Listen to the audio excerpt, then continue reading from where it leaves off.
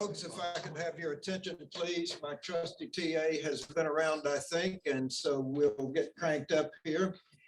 I appreciate all of you coming out. It's always good to see now a third time that you've showed up, so that's encouraging. This class may make after all, so glad to see all of you today.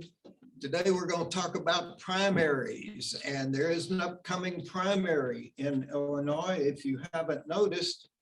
And it's not when we usually have them, because the Illinois primary should be over by now. It's usually the third Tuesday in March, and we didn't have an Illinois primary this year. Lily, why didn't we have an Illinois primary this year? Because they hadn't gotten the reapportionment And that settled in time to really do it. exactly, and that was because of COVID and the Trump administration dragging their feet on it both. Yes. And they couldn't get the numbers, and they couldn't draw the districts, and they didn't know where people were running. And it really only got settled fairly recently. Right, and it's really changed. Yeah, some of it is significant change. And so anyway, we're going to have that one on June the 29th. So all of you are sophisticated voters and active voters, so don't forget the Illinois primary, June 29th. I'm going to talk about the national primary scene and the Illinois primary scene today. I'm going to focus on the role of Donald Trump in the primary season, because I think that's the most important story going on for the future of the country and for the future particularly of the Republican Party. This is also a season of run-up to the 2024 presidential election, as I mentioned in the very first class we had.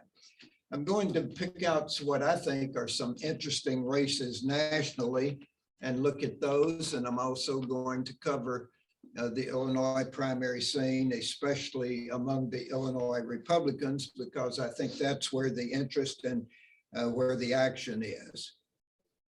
I'm going to start, however, with a speech that former President Donald Trump did in Conroe, Texas, the 29th of January. That's near part of the world in Southwest Arkansas where I grew up. So I took particular note of this one, but not for the geography more than the substance of what he had to say that day, because he said in that campaign rally appearance that he makes, of course, across the country, that he would probably pardon all of those people currently on trial for what they did on January the 6th. He said they'd been badly treated by the courts and they'd been badly treated by the Department of Justice. Now, he can't pardon anybody unless he gets reelected in 2024. So that seemed to be dropping more than breadcrumbs about his plans for 2024 to me. He also called for massive demonstrations if he personally is ever charged with a crime, or if he loses the 2024 election, more breadcrumbs. And in that theme, the Republicans in Congress, most notably Kevin McCarthy, has already promised that there will be hearings in the House on January the 26th events, but they're going to be quite different hearings, because they're going to be hearings about what Nancy Pelosi and the Democrats did and failed to do, and how they failed to protect the Capitol. So the long and short of that is the legislative process is about to take a 180-degree turn come January, if the midterm elections wind up with the Congress or even the House or the Senate under control. Either one of them, particularly the House, would do. So the long and short of that is there's a lot riding on the outcome of midterm elections of November the 8th and who controls the Congress for the next 2 years. I mentioned in the first lecture that Biden's effectiveness as a legislative leader in getting things done in Congress is basically going to come to an end in January if the Democrats don't win. In addition, the Republicans are facing internally the dominant question I think they face, and that is what's going to be the role of Donald Trump and his supporters. Is it going to continue for the next 2 years, or is it already on the wane to some extent? And there is at least some possibility that it's on the wane, and we can talk about that. There's an article in Politico in February 21, which titled "Defiant GOP Impeachment Voters Gear Up for Trump-Backed Primaries." And it says the former president has thrown his support behind the challengers in 6 of the 7 remaining House Republican districts where the member voted for his impeachment. So he's basically going after all of those 10. Only 6 of the 7, or only 7 are remaining. 3 of them have either dropped out or retired or gone on to other things at that point. So that is sort of the setting of the context for today's lesson. Gary, if you would, slide number 1 from an NBC News poll. You've got that on your handouts, of course, if you're here in the room. As you can see, they ask Republican voters if they consider themselves to be more of a supporter of Donald Trump or more of a supporter of the Republican Party, which is a good question and gets to some extent at the essence of what we're talking about. They asked this question earlier in October of 2020, just before the election. 54% said they were more supporters of Donald Trump, and only 38% said that they placed more loyalty with the Republican Party. Now, in January of 2022, 56% of Republican voters said that they were more of a supporter of the party, leaving 36% who said that they were more closely supporters of Donald Trump. This is not absolute proof of anything, but it is a straw in the wind, signaling maybe a little bit of change internal to the party vis-a-vis their stand on Trump. In that same poll in January, Trump led Florida Governor Ron DeSantis, who is by far and easily the second runner in that campaign, by 57% to 32%. So that's really a more important kind of figure right there. And DeSantis was way ahead of whoever was in 3rd place. 3rd, 4th, and 5th hardly registered. They were down in single digits. So when you put Trump head to head with possible opponents in the presidential race for 2024, he's got a commanding lead. He's clearly got a dominant lead at this point. But having said all that, we've got to get through 2022 and who's going to be representing the parties in the general election come the fall. The party primaries and their impact on the political parties, as well as the upcoming general election, is a really fairly well-studied field in my discipline of political science.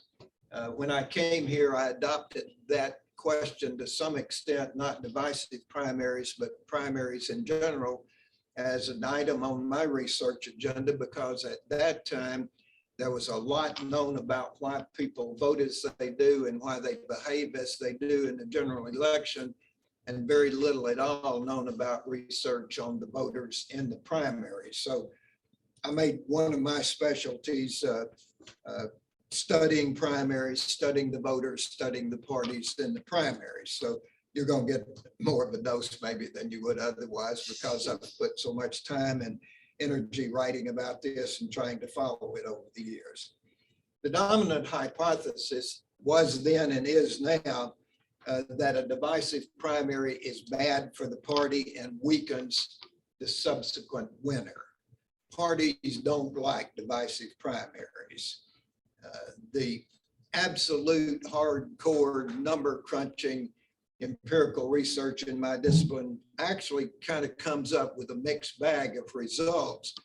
on whether that is really always true. And I think the outcome is that it's sometimes not all that big an obstacle to the candidate that wins the primary to go on in the general election, but most of the time it is.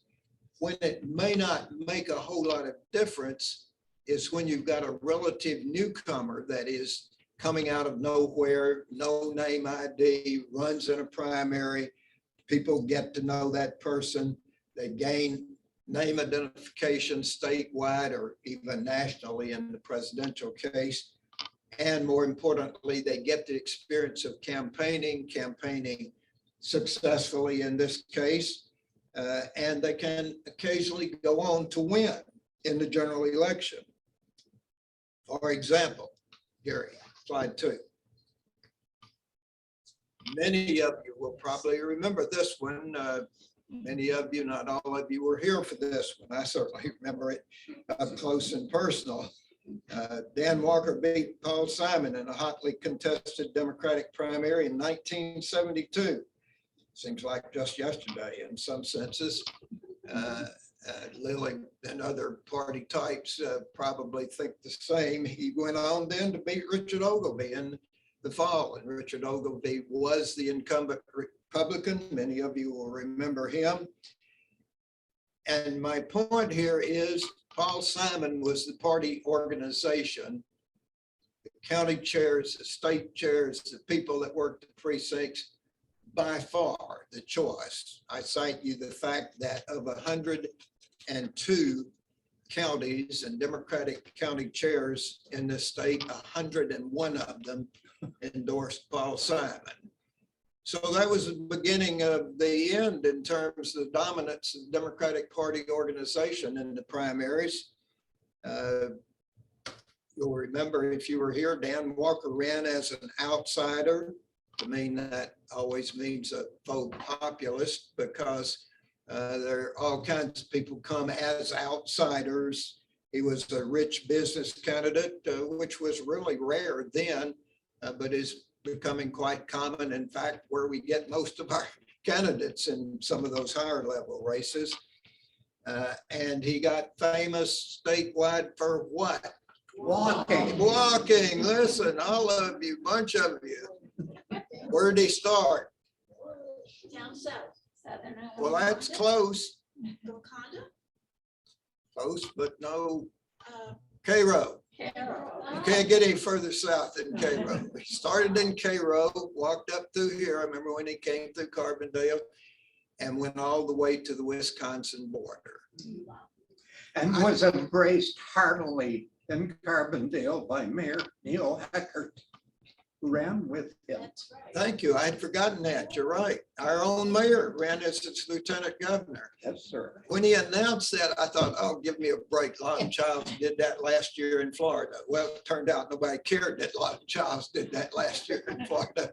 And it worked. And there was a map one time of where he walked, Cairo all the way up to. He carried every one of those counties where he walked. And it was a gimmick, but the media ate it up. They'd go out and interview him and interview his troops. And after the media would leave, he'd get in the car and go to the next place and walk into town. And it was just amazing that it worked, but it did. You mean he didn't walk the whole way? I didn't know that. I suspect he rode part of the way. I was not a fan, as you may. It doesn't matter what political science says about this in a sense, because the party people hate divisive primaries, let me tell you, and incumbents particularly hate divisive primaries because they're spending resources, they're wasting energy, they're wasting money as they see it, and they're getting battered out there on the trail. And some of that battering then gets carried over by the other party into the general election. All you got to do is record this Democrat saying something nasty about that Democrat that won the primary and then play it in your Republican ad, just to use that case in point. But at any rate, Walker did win and went on to be Richard Ogilvie. Yeah, but we got Paul down here as our representative after that. Well, 2 years 2 later. years later, Yeah, yes. but He moved down here. as Lily says, Paul Simon did become our congressman in 74, 2 years later.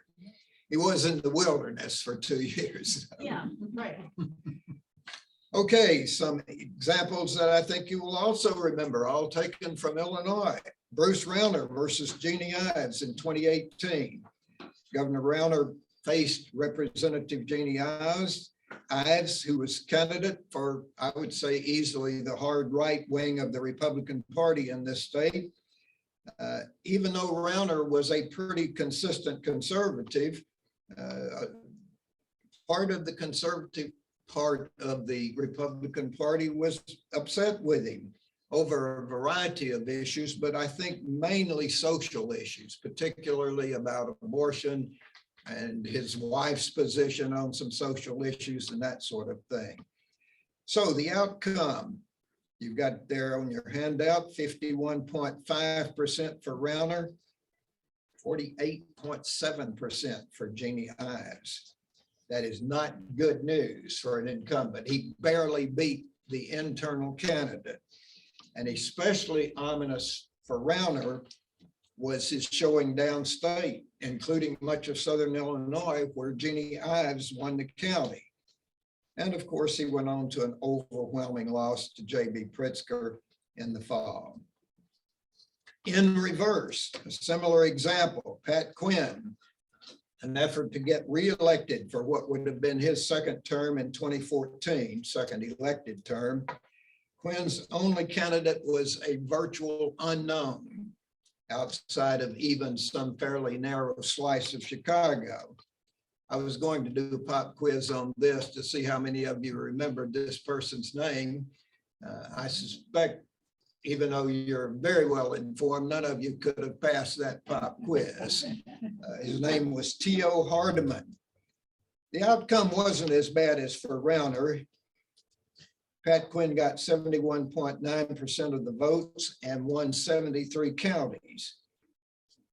28% of the vote and 29 counties, though, went for T.O. Hardeman.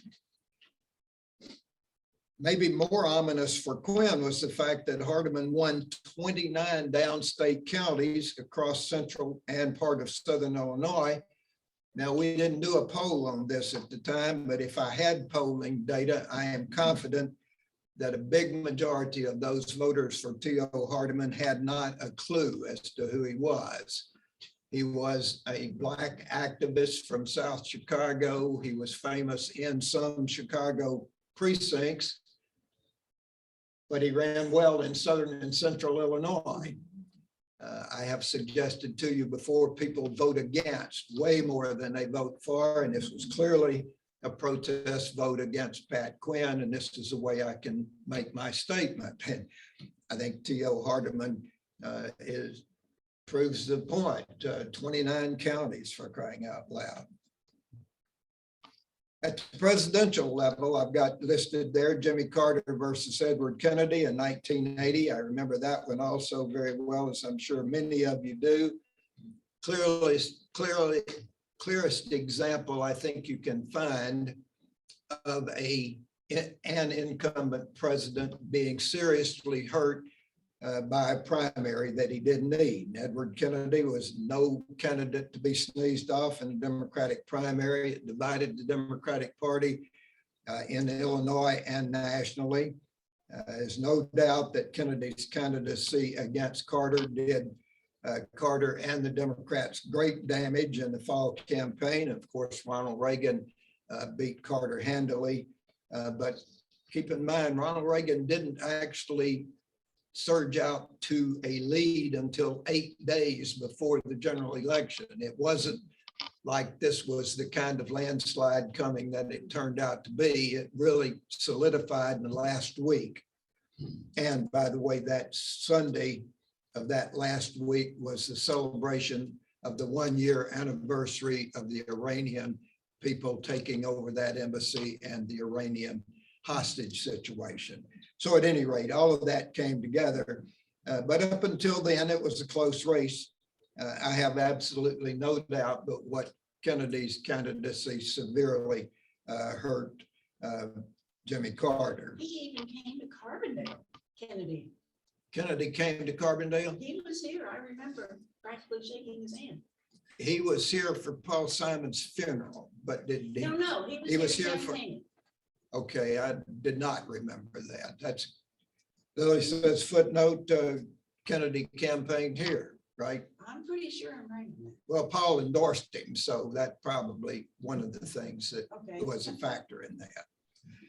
So prospective candidates and their supporters in the party should be careful what they hope for, because there are lots of records of divisive primaries not turning out well.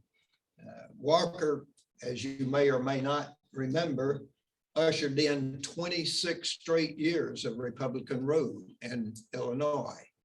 26 straight years. I used to tell my students, I used to say that my students thought they didn't know for sure who the governor was, but he was some Republican named Jim, because we had Republicans named Jim for 3 or 4 terms. And then we had George Ryan. And so for 26 years, people now forget the Republicans ran the executive branch of this state. Now, my friend Suzanne makes a thing about standing aside and doing her opinion. And so I'll stand aside and do my opinion at this point. I'm not always quite as religious about that as she is, but you can take it for what it's worth. In my opinion, Walker went on to be one of the 3 worst governors in the history of this state and did great damage to the state and to the Democratic Party. Anybody want to know who my other 2 on that list is? I'll give it to you for free if you want to know. Or you don't want that. Yeah. Okay, my other 2 are Rauner, Yes. no doubt, Quinn. and Blagojevich. No, I wouldn't put Quinn on that list. I'd put Blagojevich at the head, top, near the head. And all of them just destroyed the relationship between the executive and the legislative branches. In Walker's case and Blagojevich's case and Rauner's case was lousy. It was terrible. It was dysfunctional. It got so dysfunctional that for 2 years under Rauner, we couldn't even adopt a state budget, for crying out loud. And we're still trying to live with the effect of that. So, okay. As Suzanne does, I'll step back in at least for a little while. That was a digression, but it was fun to get that off my chest. You get it. You get a captive audience. Sometimes you have to take advantage of it. There is some of this going on in the Democratic Party currently. Some progressives are attempting to recruit primary opponents, usually against more moderate and more establishment incumbents in the Congress. For example, Bernie Sanders talked openly about taking on Joe Manchin in the West Virginia Senate race. I think he took one look at the results of the last campaign in that race where Donald Trump got 70% of the West Virginia vote, and Bernie's smart enough to figure out that probably wasn't going to do Manchin much harm if he came to West Virginia. He did write an editorial in the paper and urged West Virginians to not support Joe Manchin, which did not help their relationship at all. But it very rarely works that way in those kind of circumstances. Probably the most high profile person campaigning right now is Congresswoman Alexandra Ocasio-Cortez. She's got a safe district in Harlem where she beat an incumbent Democrat who'd been in about 25 years and was actually so much a part of the party establishment that he was thought to be the next Speaker of the House. That's what a big deal he was. He was thought to be Nancy Pelosi's heir apparent. She beat him in a primary, went on and won the safe district. And she's out campaigning now for progressive candidates. She was in Texas in late January, campaigning in a couple of Hispanic districts for Jessica Cisneros and Greg Cesar. And that's the kind of district where she can probably do some help and make a difference. But that's not really the main story. The main story is what's going on in the Republican primary. And all of those, I think, stress the current unsettled nature of the Republican Party and its coalition, and what to do about the question of the future of Donald Trump. Put in its starkest terms, a few high-profile Republicans have said they think it's time to move on. They think the party needs to look at 2024, not worry about what Donald Trump says they're going to do. I am here going to cite my home state of Arkansas. The governor down there is named Asa Hutchinson. Some of you may have seen him. He gets on the talk shows, he gets on CNN, and he gets on PBS fairly often. And one of the reasons he's so prominent and worth me citing is that he is current chair of the National Republican, or the National Governors Conference, not just the Republican, but the whole National Governors Conference. So he's got a national soapbox. He said very clearly time and time again, he thinks it's time to move on. Mitch McConnell has occasionally said that. Lindsey Graham has occasionally sort of hinted at that, and then he would backtrack the next day. So who knows what Lindsey Graham's position really is, but he's at least said it out loud a time or two.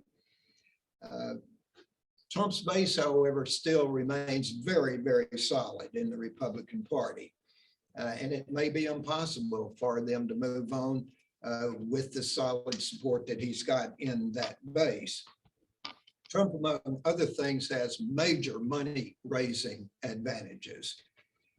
He raised an extraordinary amount of money in first 2 weeks after the campaign, when he started talking about running, or after the election, when he started back talking about running again.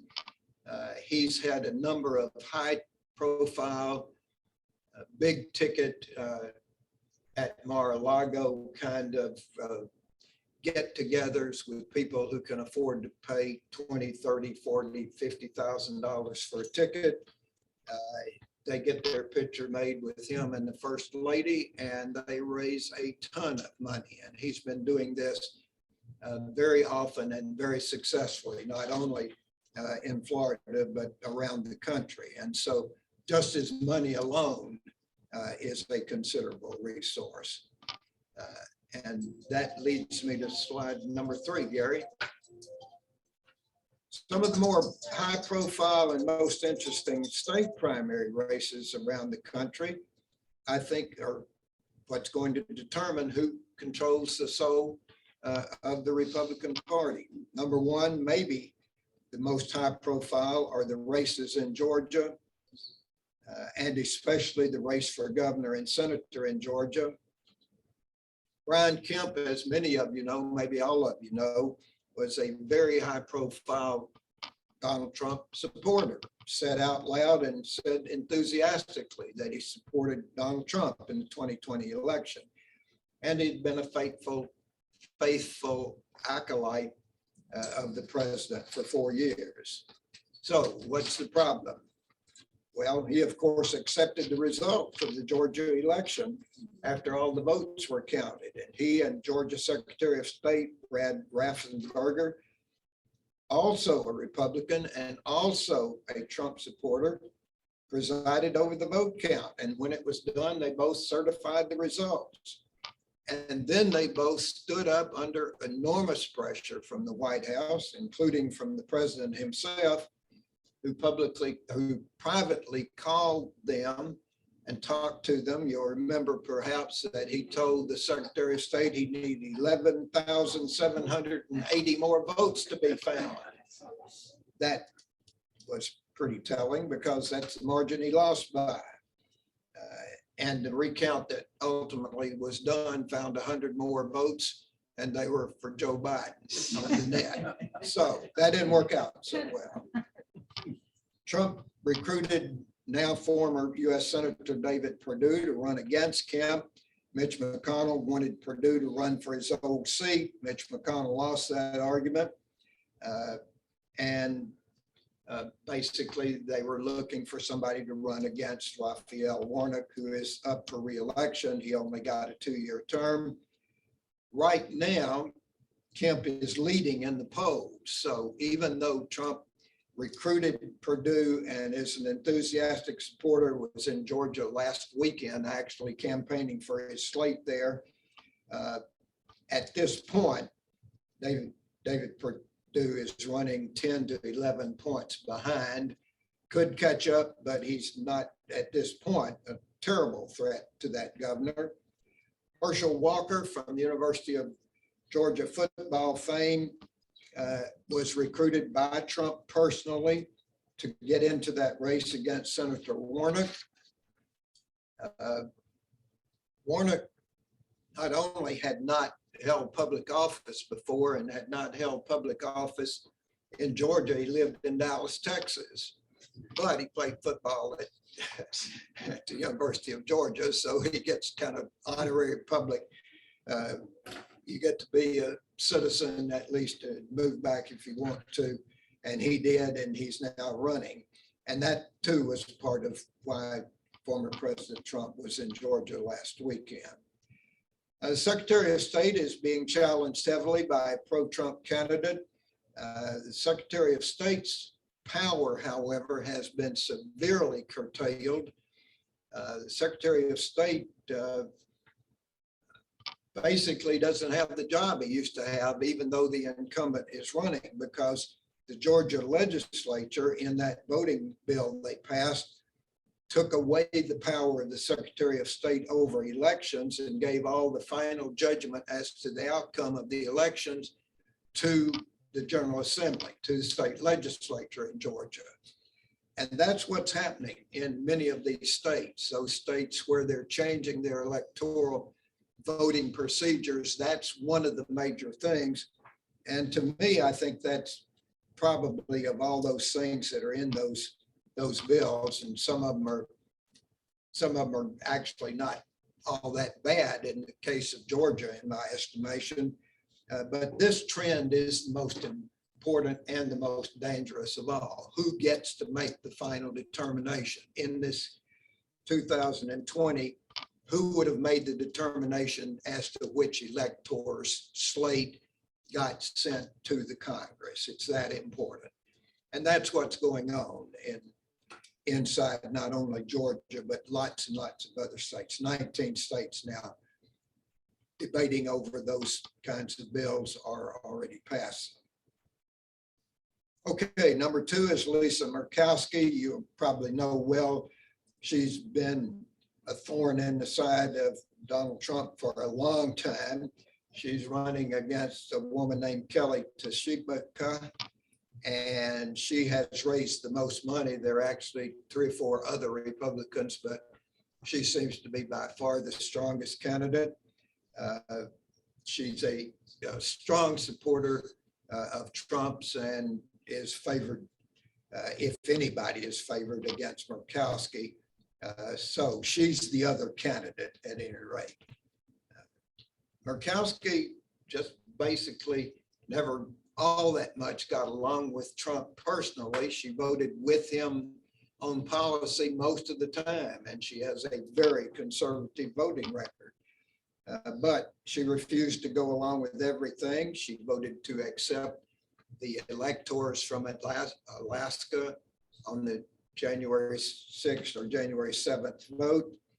She also probably unforgivably voted against Trump on the second impeachment. She voted for impeachment. She voted on the wrong side for sure on that. So at any rate, he promised from the get-go that he was going to go to Alaska and campaign for whoever up there. And now he's got a candidate. We'll see if he goes to Alaska. He may or may not get up there, but he's certainly been pretty high profile in supporting her. Number 3 is Rob Portman in Ohio, which I think is a very interesting race. Ohio is a place where Democrats possibly could win. I think the most high profile national name in that race is J.D. Vance, wrote the book called Hillbilly Elegy, a book which I read and appreciated and enjoyed and was kin to half the people and went to high school with a bunch of the other people in that particular book. And I just thought it was a fine intellectual contribution. J.D. Vance has been a comer ever since that, and he sold millions and millions of books and then became an investment banker and got access to lots and lots of money. And he's really an interesting candidate because of another fact, and that is he was once the most outspoken anti-Trump high-profile person in Ohio, and he did 180 degrees. He is now an avid supporter of Donald Trump, which may tell you something about his reading of the Ohio base. Trump has endorsed a woman named Jane Timker. She is also a strong supporter of Trump. She has said, for example, she would have never voted in the Senate to accept the Electoral College votes if she had been there on January the 7th. Maybe more telling still, she's got Kellyanne Conway running her campaign. Most of you will remember Kellyanne Conway. And the state party organization is strongly pro-Trump. There were two other, and still are technically two other men in that race. In fact, they were both serious candidates until a debate they held about a week ago, and they had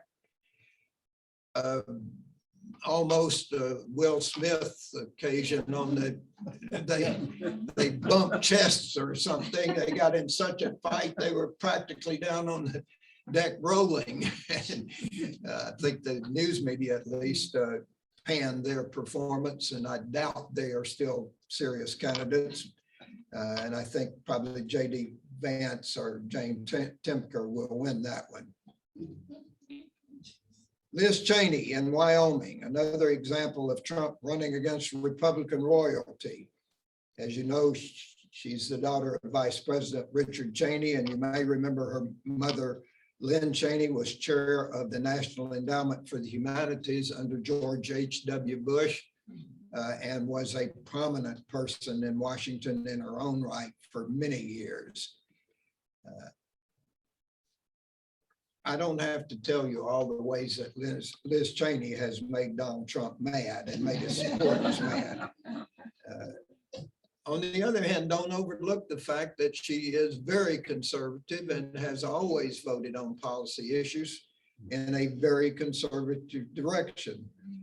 She and Adam Kinzinger, of course, from this state, are the only two Republicans that agreed to serve on the January 6th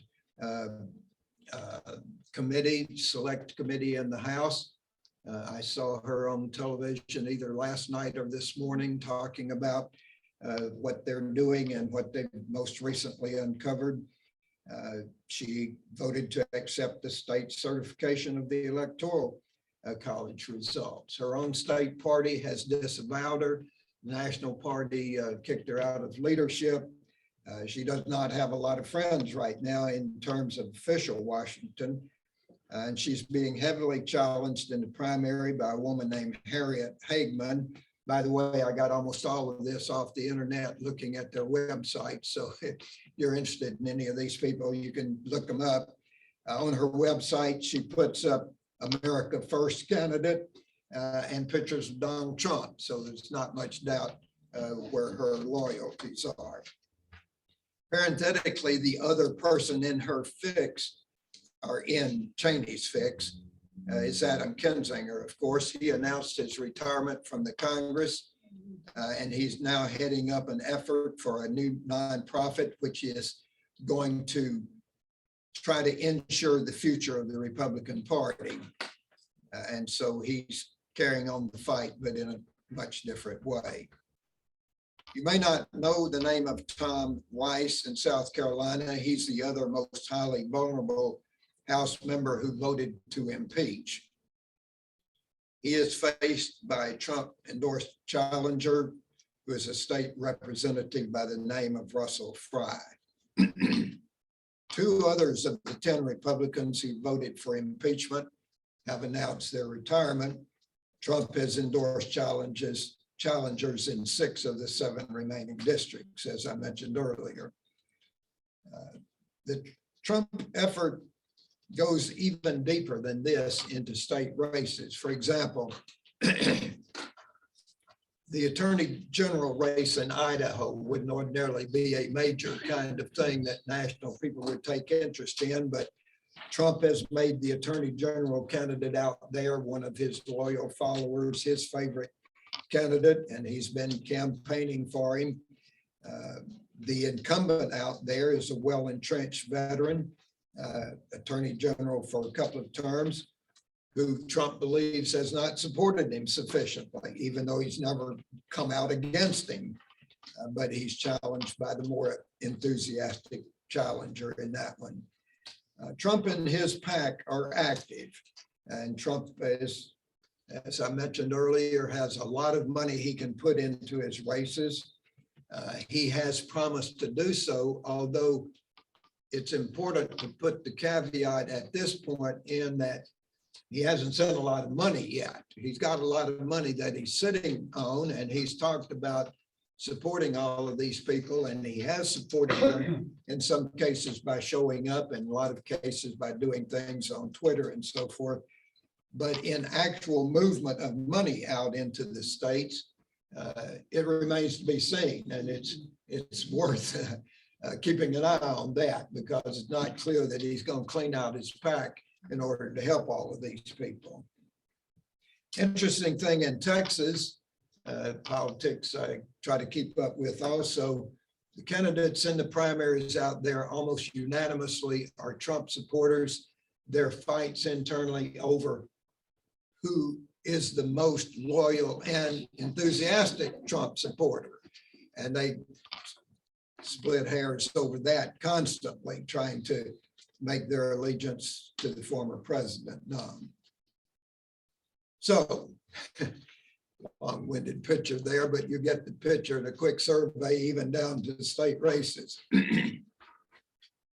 In summary for this area, if he wins some or most of these particularly high-profile races, Georgia especially, Ohio, especially Wyoming, especially Alaska, he will be riding high, and the Republican Party is going to have its leader for the next 2 years. If he loses some, but not all, he'll declare victory and keep on moving, because that's the way he does. Even if he loses them all, he'd probably declare victory like George Aiken said and go home. So this brings us to the great state of Illinois. Moving right along here, slide 4. I'm going to concentrate on the governor's race from the Republican side. To me, Richard Irving is probably the dominant right now. I haven't seen any poll data lately, so I don't know for sure, but he's mayor of Aurora, second biggest city in Illinois. He is what I would call the party establishment candidate, and you could call him the Ken Griffin candidate. He's a part of a slate that has been recruited by former Rauner people primarily, and others who are working with the blessing of Ken Griffith, who you probably know is the richest man in Illinois, and you may know he has promised to commit at least or up to $300 million to beat J.B. Pritzker. $300 million is a lot of money, folks. Pritzker's got a lot of money, but he pales in comparison to Ken Griffin. Just for table stakes and for the heck of it, he gave Ken Griffin $20 million to get his campaign off and running. I mean, Irving. What did I say? I'll get untangled here. Ken Griffith gave Irving $20 million. What does Griffin do? Where does he get all his money? He's a leverage fund guy. Oh, okay. I don't know what that means, but he's really good at it, and he's made really a lot of money at it. And that's about as far as I can go. I think you all know, because he's been on television everywhere you look in Southern Illinois, which is a sign of a lot of money. He's a black guy, not ordinarily who's leading the pack for the Republican field at this point. He was always suspected of being something of a moderate. Even some people thought he was a Democrat. in the sort of Jim Edgar, Jim Thompson mode, I would say. On the other hand, his campaign so far and his announcement and his TV ads are not moderate in any respect. They are hardcore down the line what the Republicans are running on, which is law and order. And it seems to be the current national playbook and is certainly the playbook that he's going by. And you can look at those ads and see what I'm talking about. The cities are burning, there's riots in the cities, and I saved Aurora, and I'm going to do the same to the state of Illinois.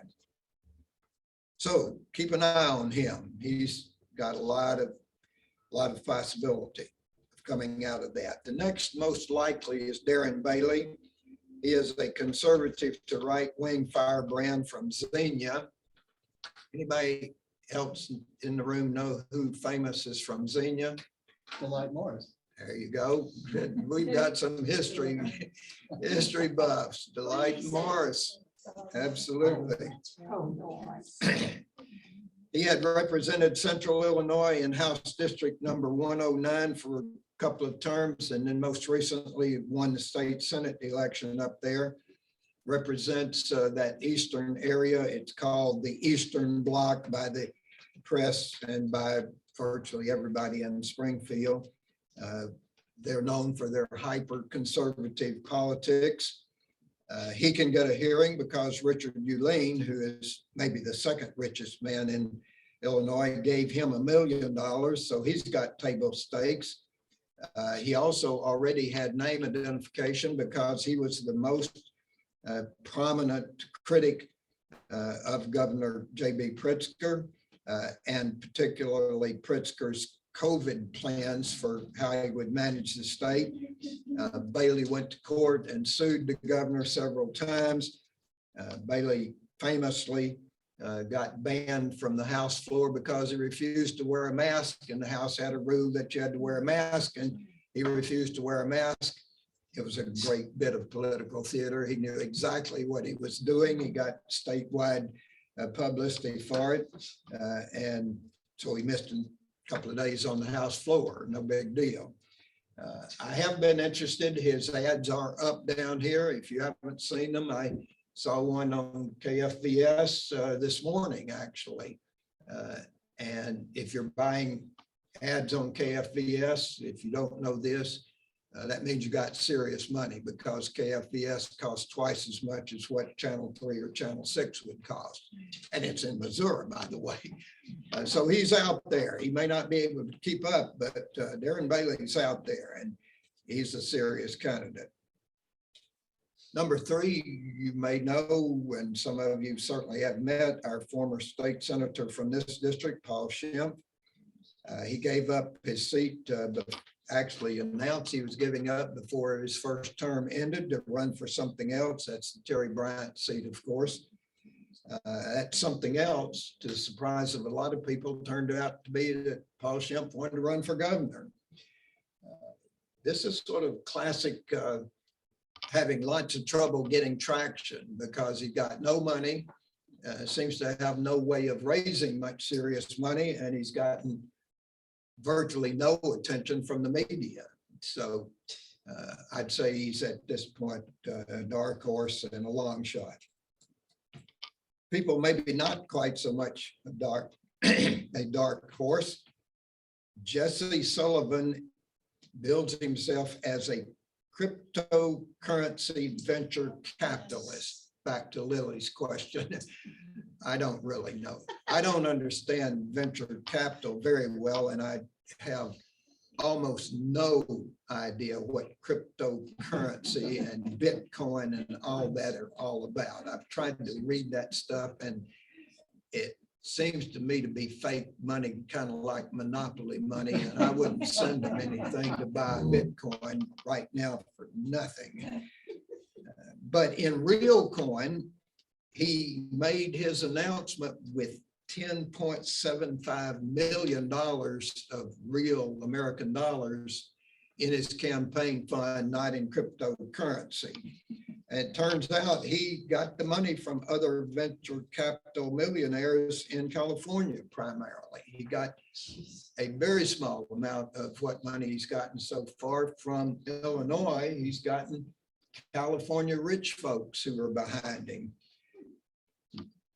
Sullivan says he's, quote, an anti-politician job creator. Furthermore, on this site, he says politics in Illinois is broken. We must run government like a business.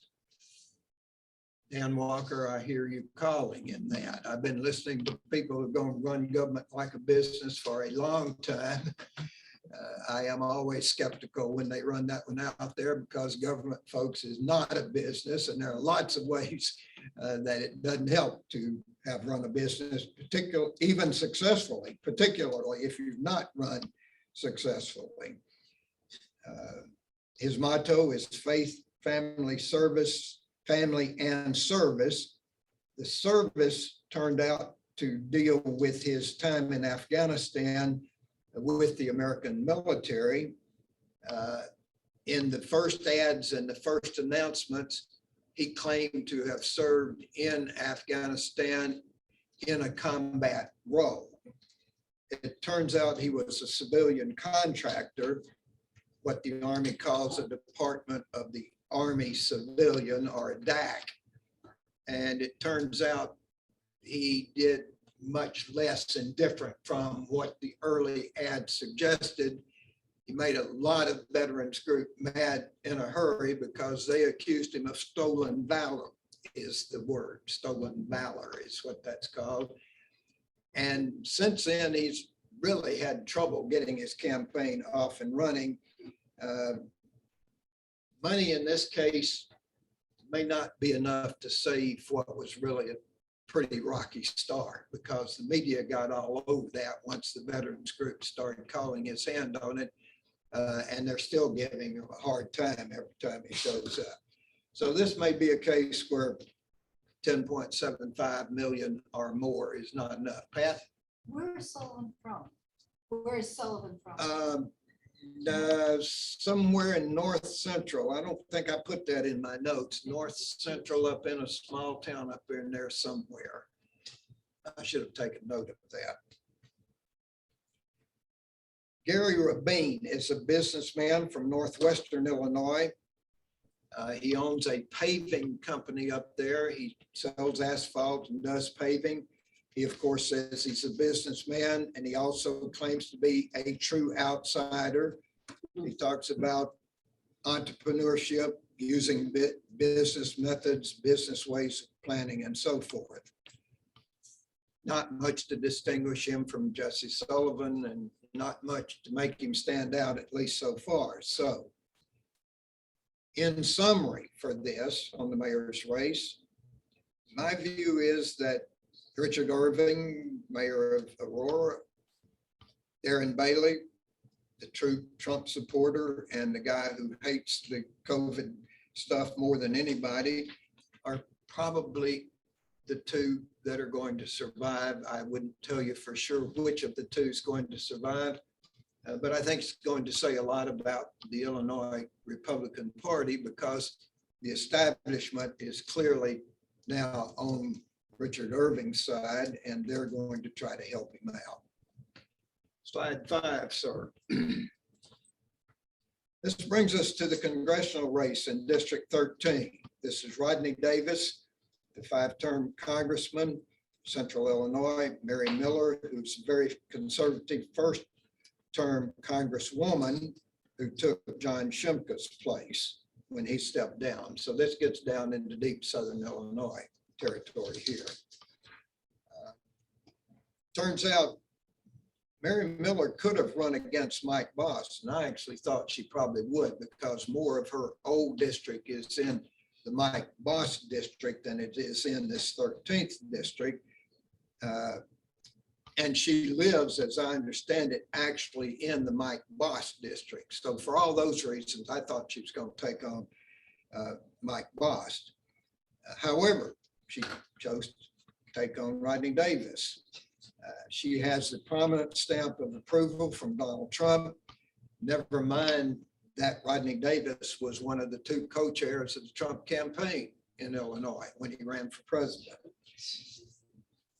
This is another kind of a side personal experience. I opened my mailbox in my mail a couple of weeks ago, and I got a letter from Congresswoman Mary Miller. And on the outside of the envelope, it said in bold letters, from Representative Mary Miller, the America First Congresswoman from Illinois 15th, urgent call to action. As the only Trump endorsed conservative in the Illinois Republican primary, I need your help to defeat my rhino opponent and keep my America First vote in the Congress. Who knew you could put that much just on the outside of an envelope? I mean, I didn't even have to open the thing up, which is ideal. You don't have to open up. I read the envelope. And as a bonus, it had a big picture on one end of her in the White House, in the Oval Office with Donald Trump. Now, Rodney Davis, a rhino, give me a break. Rodney Davis is whatever else he is. He's not a rhino. He's about as hardcore Republican. He toes the party line, votes the party at a very, very high level. For example, he voted against certifying the election, the electors on January the 7th, when the Congress had to vote, as did every other Republican in the delegation from Illinois, except for Adam Kinzinger. So Rodney Davis has paid his dues, and I think that's going to be an interesting race. I'm fairly skeptical about Mary Miller beating Rodney Davis because of his experience and because of his deep ties, which go way back with all the Republican organizations, at least.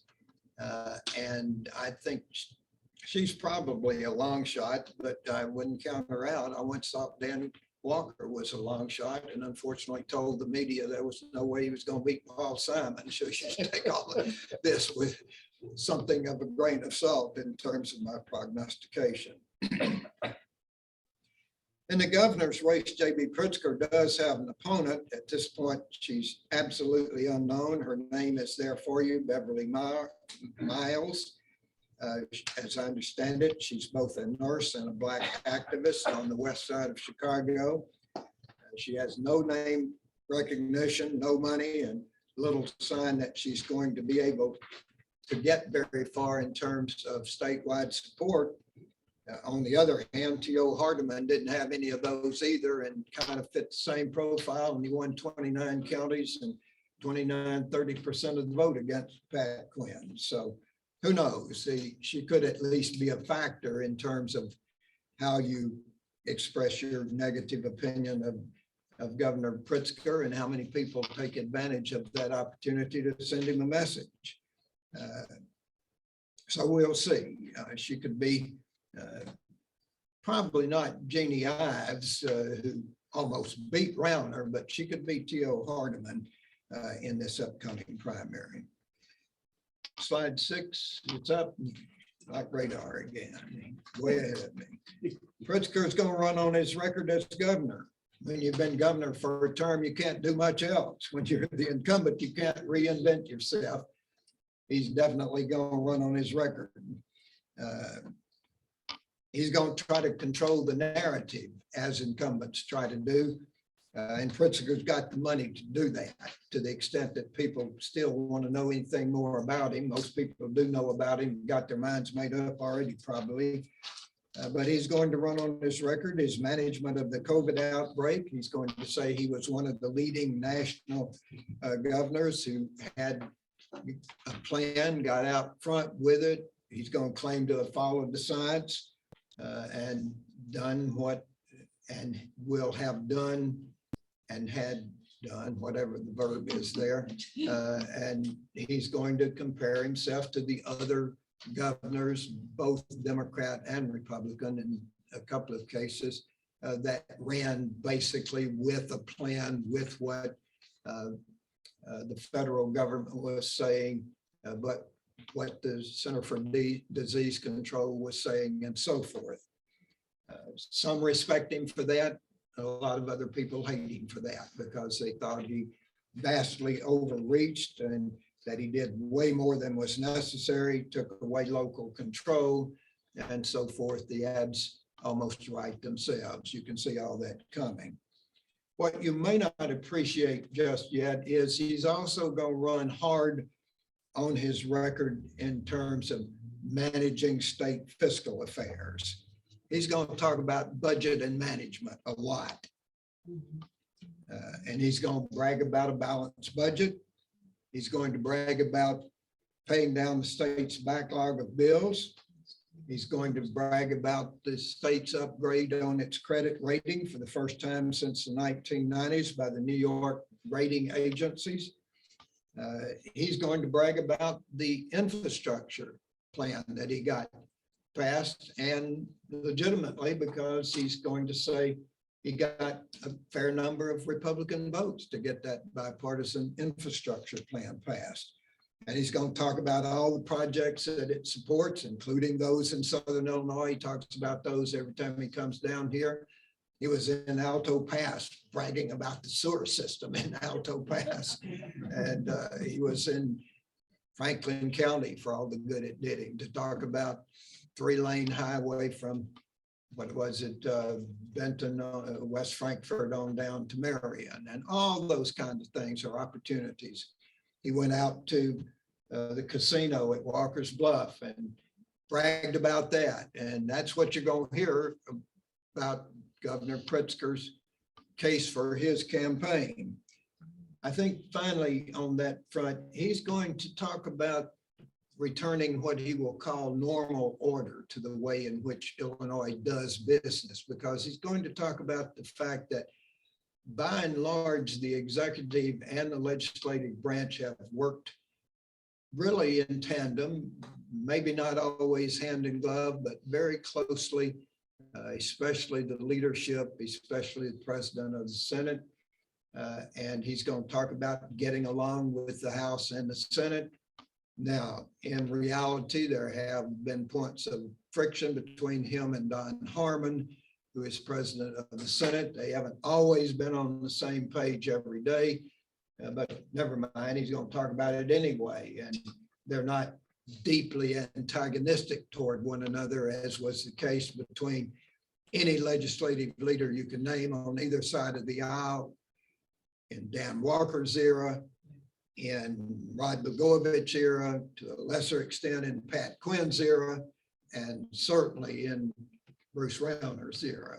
So all of that is something he's going to say he's basically put behind us in Illinois and basically got the job done. There's an article in the Morning Southern, if you had a chance to look at it, and it talks about the budget and what they did to handle the workman's comp situation, the backlog of money that they needed there. And it's going to be that kind of story over and over again. The Republicans are running enthusiastically right now against Pritzker more than one another, although they stop to take a pot shot at one another fairly often. And there's no secret, they're going to run against COVID, corruption, parentheses Madigan, and crime. And they're going to say that Pritzker was a good friend of Mike Madigan's, facilitated Mike Madigan's reign in the House, and you're going to see a lot of Mike Madigan in that campaign. They're going to suggest that Madigan and the Democratic Party is now and always have been corrupt, and that's going to be a major thing. And they're going to be particularly vocal about crime in urban areas and by implication in rural areas. They're especially going after the Criminal Justice Act that the Democrats pushed through the General Assembly in the late hours of the 2021 session. And most notably, they're focused on the elimination of that cash bond or cash bail for nonviolent offenders. That's out there all the time. It's an easy thing to catch on to, and they're going to get some traction on that because the polls show that people, Illinois nationally, are upset about crime, and particularly crime in the big cities, but crime in the big cities spreads over to the countryside. I think what you saw in these hearings about Judge Jackson just this last week really illustrate that thing very graphically. That was about crime, law and order. What are we teaching our children? And that's going to be the national campaign, and that will be statewide and even local campaigns that you see unfold. She wasn't being attacked because of her going on the court. The people who went after her really are running for president, and they are getting those points out there. They had a national audience. They played beautifully to that audience, and it was all about 2024. Had almost nothing to do with whether or not she's going to be confirmed, because she's going to be confirmed. And I think it's good when you can watch those kinds of things going on and figure out this is not about that really. It's about this over here, and this over here is 2024 and who's running for president. Number 7. That must mean we're nearing the end because that's my last slide. Some of you said about that. I've kind of covered the governor's race already. I just want to designate who or what and who's what in sense of who is the incumbent and thus most likely win the primary in all of these cases, and where are the open seats, and then who's a part of the Griffith or of the Ken Griffin slate, Richard Irving on down. I've already done the governor, so I'm going to move on to the Kwame Raoul, Comptroller Susanna Mendoza, Treasurer Mike Frericks, and then the most important, in some ways, case of them all, who's going to be Secretary of State. That one boils down to Alexei Giannoulis and the Chicago City Clerk, whose name is Anna Valencia. Now, some of you will appreciate this and know it already. Some of you may not know, but the Secretary of State job is a job the parties really, really want. They don't mess around about who's Secretary of State. That's because the Secretary of State controls almost as many jobs as the governor. There are all kinds of jobs out there. There is a driver's license station with people all over it in lots and lots of far-flung areas, including the west side of Chicago. There are lots of contracts to be let. Secretary of State controls the state capitol building and all kinds of implications of that. They like to have that control. All those driver's license stations are representatives of Jesse White. If you've ever been out there, you don't have any trouble finding out who current Secretary of State is, and it's no accident that he's been Secretary of State forever. And he could turn back the actuarial tables, he'd probably keep on running and keep on being Secretary of State. The party is really vested in this, and both parties want it. On the Democratic side, I think Giannoulis will probably win that. He's easily out ahead in terms of money and endorsements. Valencia is Hispanic and has support in Chicago, but I don't think that's going to be enough. You may remember Giannoulis ran and won statewide when he became our treasurer. He had the advantage of a statewide office for 4 years. Then he made what maybe was a mistake. He ran for the US Senate, came fairly close, but was beaten by Republican Mark Kirk. And so it's the Mark Kirk on down, which is now the it's that seat anyway.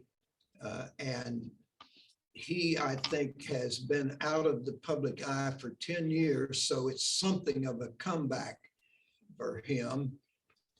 But he's been around the state and around the block enough that it's surely an advantage. And if I were a betting person, I'd put my money on Giannoulis in that one. Okay, on the Republican side, I've done the governor's. Secretary of State candidate there is John Milner. He is a respected candidate because he's a former U.S. attorney, a prominent lawyer. He's not known down here, but he is known in some Chicago area circles. He is the endorsed candidate of that slate. The Attorney General candidate is Stephen Kim. Also, again, not well known at all, got a long way to go to take on a fairly popular incumbent, Kwame Raoul. Tom DeVore may be a name that is familiar to you. He is a strong anti-COVID control advocate. He was Darren Bailey's lawyer when Darren Bailey filed all of those lawsuits. He's been as avid as Darren Bailey has been in terms of going after the governor on the way in which he managed COVID. He's probably going to be a fairly serious candidate because of that. David Shestokas, all I know about him is that he was a member of the Trump legal team. He worked with the national legal team to work to overthrow the election results in Pennsylvania. Presumably the Trump candidate, although I don't know if he's been endorsed by Trump yet. The slate candidate for treasurer is Tom Dimmer. He's respected state representative from Dixon since 2013. That district covers part of DeKalb, LaSalle, Lee, and Ogle counties where there are lots of votes. So he's probably the favorite there. The comptroller is totally unknown, obviously known in McHenry County where she's the auditor. You have her name there, Shannon Teresi. She's a member of the Ken Griffin state, and that's the main thing that you need to know about her. So that helps you at least sort out who the players are in this primary and some races that you might not have paid much attention to and maybe won't pay a lot of attention to until you get to the poll and have to figure out who you're going to vote for. So hopefully that gives you a preview that'll help you have a bit of being able to tell the players without a program. I hope that's helpful. I think if you will watch these upcoming festivities with an educated eye, you'll see some of the things I'm talking about. What is the future of the Republican Party? And by implication, the future of Donald Trump and his role in the Republican Party. Are they going to keep on where they've been for the first 2 years after Trump went out of office, or will he be reduced in terms of his role after the votes are counted in November? So stay tuned for all of that. I'm going to stop now. I've been at it for a while, and so I'm going to take a breath and see. I want to add, by the way, questions from last time. I actually had some questions from last time, I know, because I had a couple asked of me. So if you've got anything from last time or this time. Yeah, I want to ask the question about what you recommend as sources, whether it be TV, radio, something that's not to the left, not to the right, just the facts. Just the facts. That's what I'm. Okay, Tom asked me that question at the end last time, and I told him just bring it with you, and we'll start with it this time. This is kind of a planted question, but it's his question. He wanted to know what I read and what I thought were the more objective, and you can count this under Suzanne's category of my opinion. And I think my opinion, however, is backed by facts, which is what he was looking for. So I'm going to tell you what I think is my answer since I've had a whole week to think about it. Stuff I count on and read at the reading newspapers in hard copy and in some cases electronic copy are the national newspapers, the New York Times, the Washington Post, and the Wall Street Journal. And the reason I trust those and think they are pretty objective is that they are the old school journalists who think there's an important distinction between the news section of the newspaper and the editorial section of the newspaper. And they all have editors.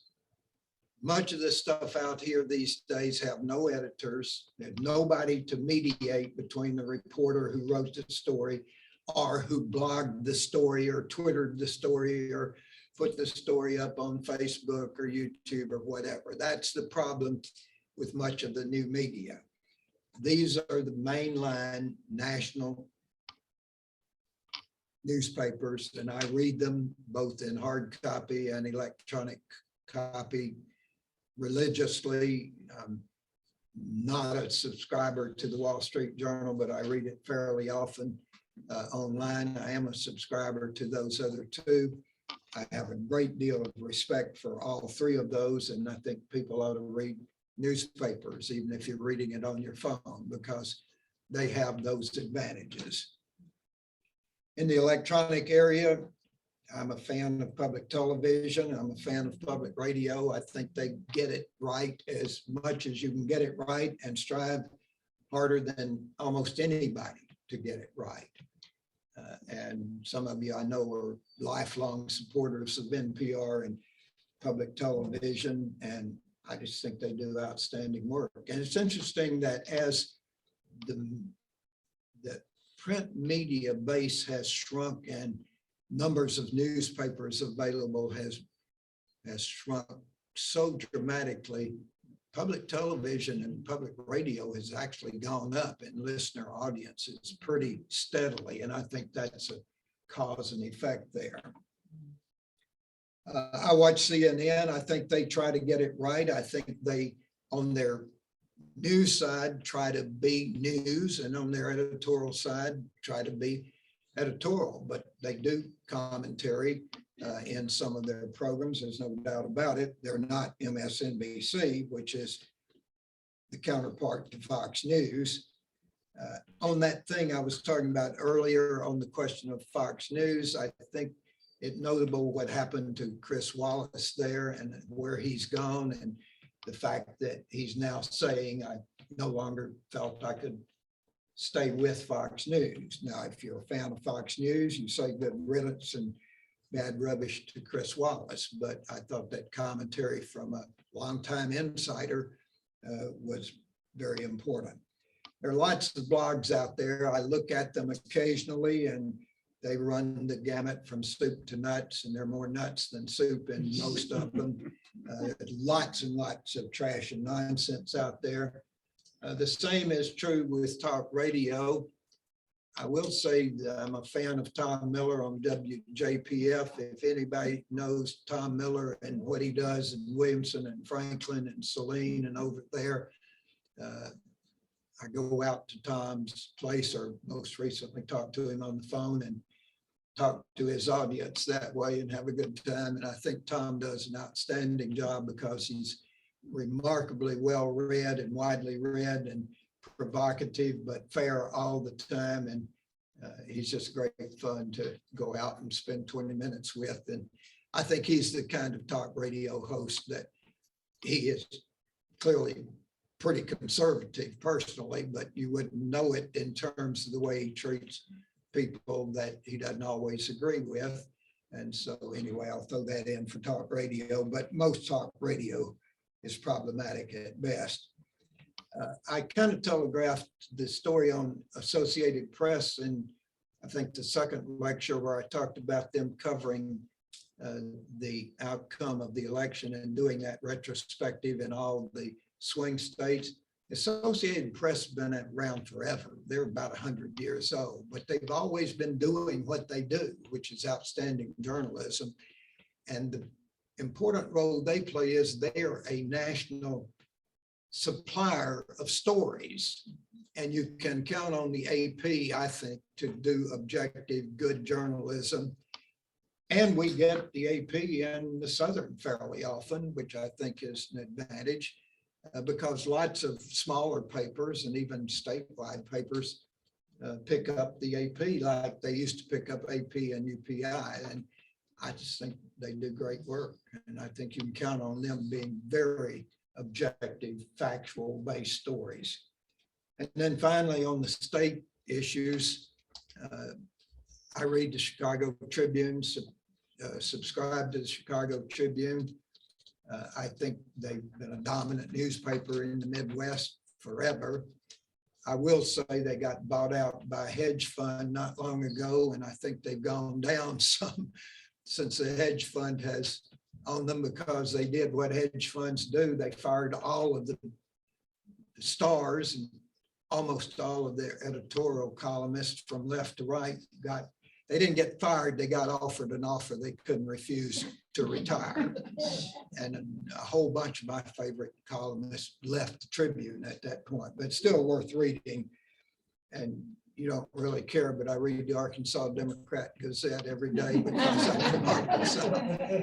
And the funny thing about the Democrat Gazette is it used to be the Gazette and the evening paper was the Democrat. And like most cities, the evening paper was one and the morning paper was the other.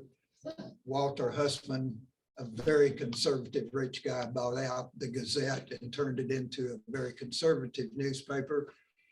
But it is the old Gazette in the way they look at the news, which is they are excellent on reporting both Arkansas and national news. So I'm holding up the Arkansas Democrat Gazette in case you want to have read about Arkansas, which most of you won't. Okay, that's my pitch. Thank you. Yes. You made primaries one of your special focuses, and I wonder if it's harder as a political scientist to study the primary elections because a lot of people don't know who these candidates are. Yeah. Can you do polls with primaries? Yeah. Is it harder to study primaries? It's harder to make sense. Am I walking? I'm okay. I'll let you know. Okay, if I wander away too far. It's harder to make sense for the voter, Steve, and that's because the voter doesn't have what we call the master queue for sorting this stuff out. The master queue is party identification. So all they've got is to decide which party they're going to play in if you get that kind of ballot. And so the unraveling of all of the factors that are independent variables is harder in that sense. And then party ID pulls on all of your other perceptual and value oriented judgments. And so it's more complicated in that sense. And the public really doesn't know what the heck. And that's why I tried to give you that sense of here are some clues about these people. You may not really hear about many of these before the upcoming primaries. That gives you at least a few cues. But the voter's got to have some cues that he or she can hang their hat on to help sort out that choice. And it's really more subtle and tougher in the primaries, I'd say. We Yes. have a question here. I'll- What is your opinion on open primaries like in Louisiana? I think they're horrible. I don't like them at all. Louisiana uses them and 2 or 3 others now have picked them up from Louisiana. That sense of open primary is not quite the traditional sense of open primary in the sense that anybody can vote in either primary, but it is that, but it takes it to the extreme that the top 2 live to fight in the general or in the runoff. And then you can carry that on to a runoff in the general election. I think that's why we get Louisiana results late in the general election sometimes as well. But what it does is it messes up 2-party competition. And so in Republican dominant states, you're just gonna get two Republicans come out. And in Democratic dominant states, you're just gonna get two Democrats coming out. We've got a deer staring at me in the window there. In case you- It's a bit of a distraction. He's got me treated. Those on the old Zoom will have to forgive me. He's so clearly staring at me. I've had distractions of dogs in the class. But I don't have a big- Beth, Has there ever been a politician with as much power in the past as Trump seems to have over his party?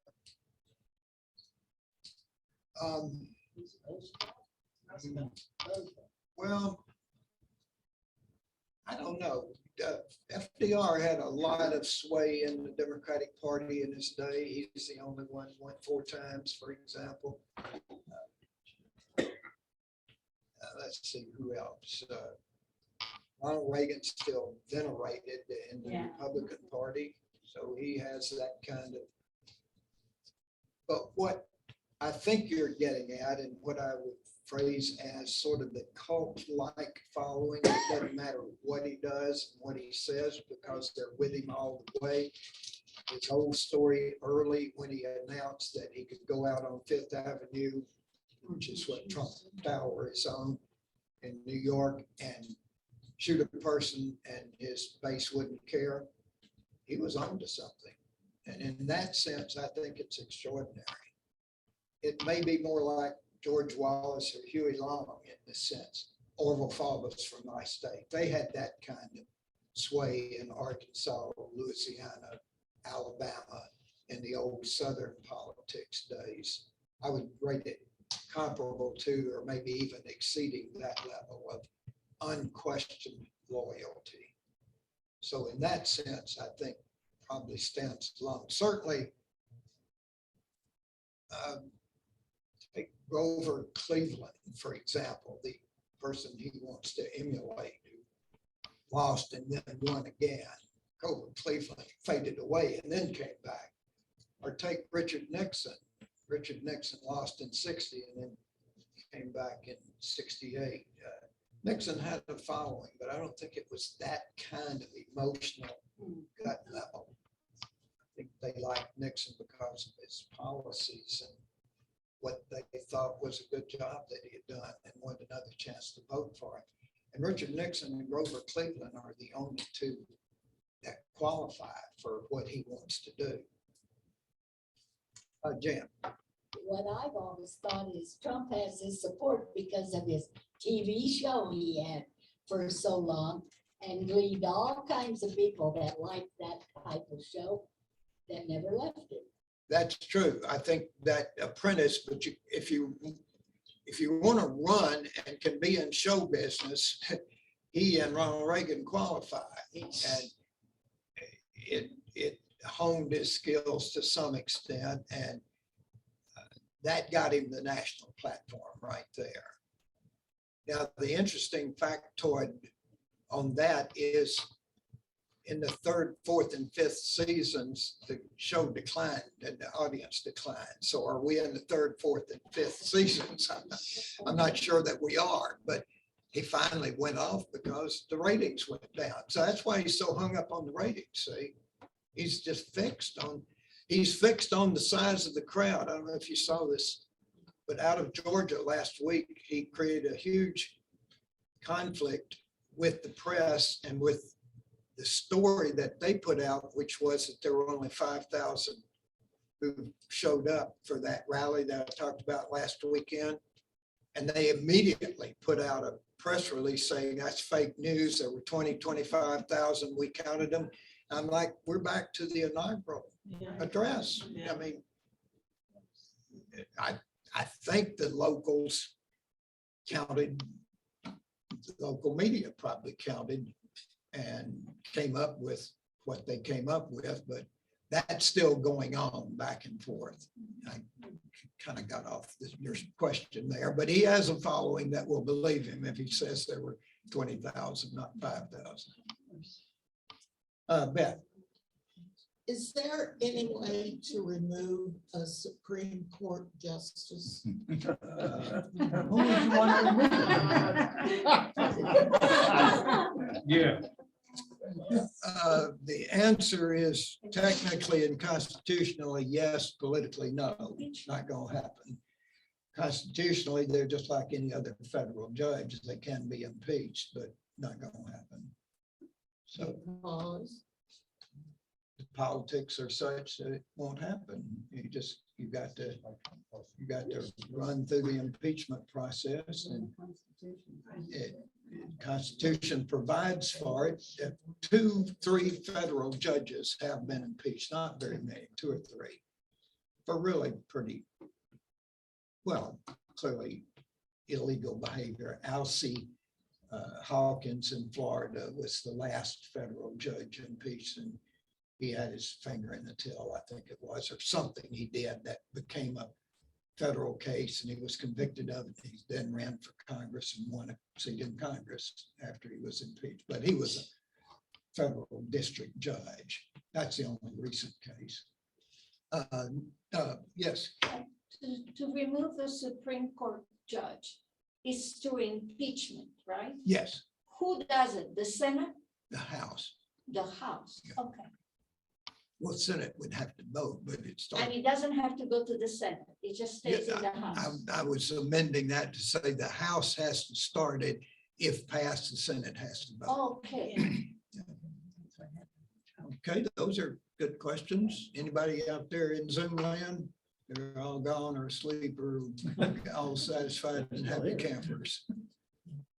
Yes, I was thinking about Mike Madigan and his trial, which I guess he shows in the bench trial. How is the outcome of that? Is Christopher going to distance himself, or how intertwined were those two previously? well, I don't think the trial will happen before the general election, but I think all the political damage has already been done. So it doesn't really much. I mean, a lot of people have declared him guilty because he's Mike Madigan. And so all of this stuff will happen, even though the trial won't happen before the general. And it's going to be a huge factor in this next campaign. And you're going to hear a lot about Mike Madigan. I've been hearing about Mike Madigan for the last 40 years. He's on the ballot again. And he's never been on the ballot but one time in one many times in one jurisdiction, a small district, southwest side of Chicago. But boy, he's been around, and he will be around, very present in this next election. Now, I think he's going to have a long drawn out procedure, and he's going to say, you're trying to criminalize doing politics. You do what you can do to help your friends and get them jobs, because that's what we do to help our friends and neighbors. And that's the position that Rod Blagojevich took, that position, for example. No question but what Madigan's going to run on that particular defense. So stay tuned. It's going to be interesting. All right. Anything else? Well, I appreciate your active participation today, and it's always a pleasure. And I'll be here next week, and we're going to talk about disaggregating some of this stuff next week. Thank you.